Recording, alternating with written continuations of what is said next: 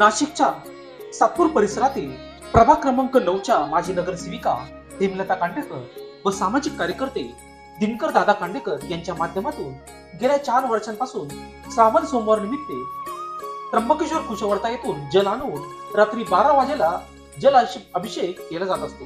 त्याच अनुषंगाने दिनांक 25 रोजी चौथ्या श्रावणी सोमवार निमित्ताने सकाळी 8 वाजेला परिसरातील महिला पुरुष तरुण व तरुणी या पायी येत कावड घेऊन त्र्यंबकेश्वर येथून श्रमिक नगर येथील हृदयशिव महादेव मंदिरात रात्री 12 वाजेला जलाभिषेक करण्यात आला।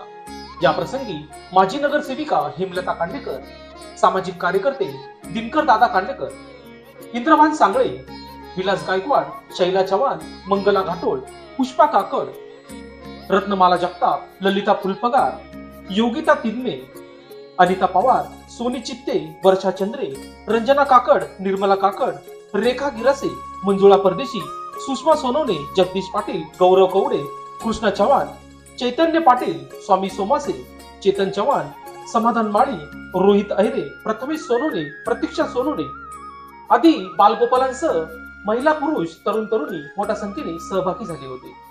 दरम्यान या प्रसंगी लोकशास्त्र न्यूजशी बोलताना माजी नगरसेविका हेमलता कांडेकर, सामाजिक कार्यकर्ते दिनकर दादा कांडेकर, चंद्रभान सांगळे व तसेच विलास गायकवाड यांनी अधिक माहिती दिली। बघूयात सविस्तर।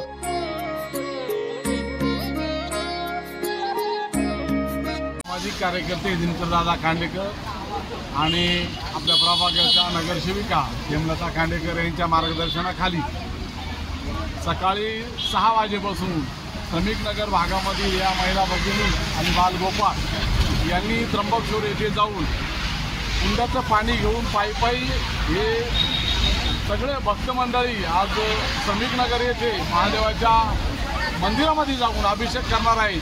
खरं जर बघितलं या भर पावसामध्ये या महिला भगिनी पायी पायी चालत आज हे 24-25 किलोमीटरचं अंतर खऱ्या अर्थाने एक श्रद्धेचा भाग म्हणूया आणि ते दरवर्षी हा कार्यक्रम त्यांच्या मार्गदर्शनाखाली या ठिकाणी करत आहेत। मी स्वतःच्या खरोखर या महिला भगिनींचं या ठिकाणी अभिनंदन करतो।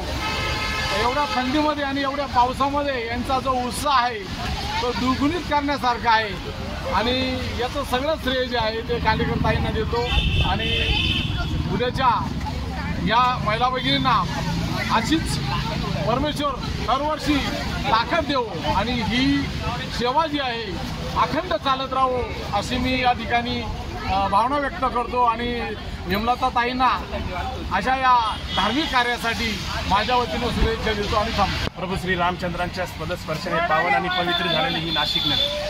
खरं तर या नाशिक नगरीत माननीय माजी नगरसेविका सो हेमलता ताई कांडेकर आणि तसेच सामाजिक कार्यकर्ते दिनकर दादा कांडेकर तसेच आपले इंद्रभान आप्पा सांगळे यांच्या प्रयत्नातून दरवर्षाप्रमाणे यावर्षी पण एवढा पाऊस असताना आज भक्तांमध्ये एवढा जल्लोष आहे, एवढा पाऊस असताना आपल्या श्रमिक नगर भागातून इथं त्र्यंबक ठिकाणी आलेले आहे। तिथून कावड घेऊन सकाळी एवढा पाऊस चालू असताना तरी ते पायी पायी चालत इथपर्यंत आलेले। जिथं आता आम्ही अंजनेरी इथं उभे तिथं हनुमंतरायांचा जन्म झाला आहे। म्हणजे छत्रपती संतांनी घडवलेला हा महाराष्ट्र, त्याच्या छत्रपती शिवाजी महाराजांनी उभं केलेलं स्वराज्य हे भक्ती शक्तीचा अपूर्व संयोग आहे। म्हणजे भक्तीने मन चेतावी, खुलावी, ती अथंग व्हावी, उदंड व्हावी यामागचा हे येतोय।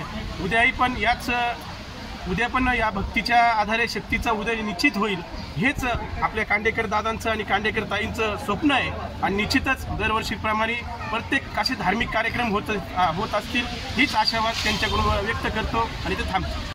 याही वर्षी श्रावण सोमवारच्या 4थ्या सोमवारी आम्ही या पवित्र कुशावर्ताचं पवित्र जलकुंभ नेऊन आमच्या हृदयेश्वर महादेव मंदिराचा रात्री 12 वाजता जलाभिषेक करत असतो आणि हा जलाभिषेक करण्यासाठी आमच्या परिसरातील सर्व महिला तरुण व तरुणी या सर्व स्वतः पायी चालत येऊन त्या कावड यात्रेमध्ये सहभागी होतात आणि अतिशय मिरवणुकीच्या आशिष खेळून वातावरणात रात्री आम्ही हा 12 वाजता जलाभिषेकाचा कार्यक्रम दरवर्षी करतो। लोकशास्त्र न्यूजसाठी बंटी आढाव, सातपूर।